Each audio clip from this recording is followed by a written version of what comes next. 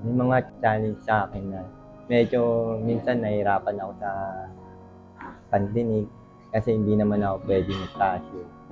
Ang gagawin ko lang siguro, gagawa na lang ako ng kape. Mga pwede kong kayang gawin na coffee shop.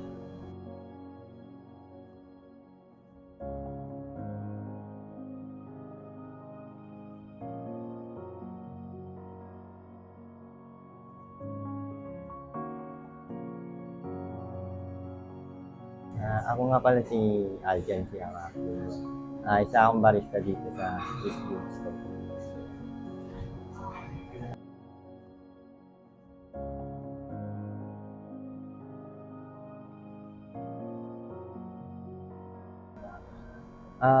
Para sa akin, kailangan kong matuto ng sign language kasi in 1 year yun eh. Pero mahirap siyang kabisaduhin kasi kailangan kong sign para mas maintindihan ko siya.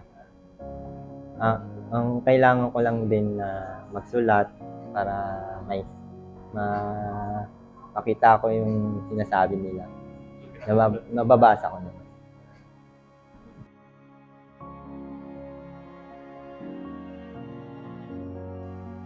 Bigayan lang, tulungan, teamwork, ganun.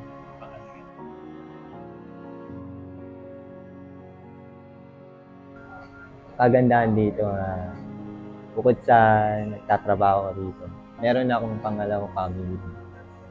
Meron akong mga kaibigan na malapit sa akin, nakakausap ko sila.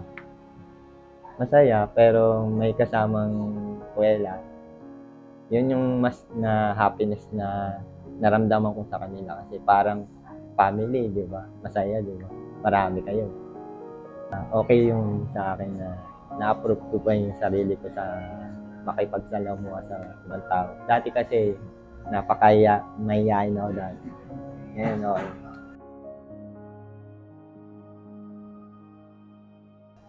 Kung meron daw yung natutunan sa trabaho, may mahalaga lesson na natutunan.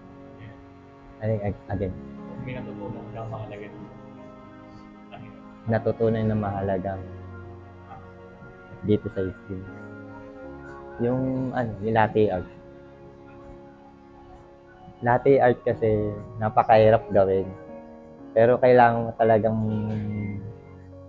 i-maintain yung gatas para makaguhit ka. Makagawa ka ng vision, yung set mind mo na kailangan nakapokus ka sa ginagawa mo para magawa mo yung maganda. Dati yan. Sa masasabi ko lang sa kanila na go lang sa pangarap niyo na makakuha ng goal. Ma-achieve niyo yung goal na ano yung gustong nilang pangarap na makuha nila. So, tuloy-tuloy lang nila na nakuha nila kasi hindi lahat ng panahon na nandito tayo sa mundo kasi hindi natin hawak ang oras. Kailangan natin magsipag. Hindi natin kailangan maging tamad kasi mahirap ang buhay ngayon. Kaya push lang yung buhay natin kasi parang tubig lang yan. Maagos lang yan. Kasi kailangan tuloy-tuloy. Bawal maging tamad kasi di ka uunlad yan. So yun lang masasabi ko. Thank you kasi may mga disability na tatanggap ng trabaho. First time kasi karamihan hindi sila natatanggap. Kaya tibayan na lang yung isip nila sa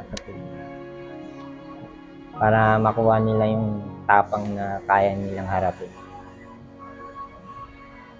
Thank you.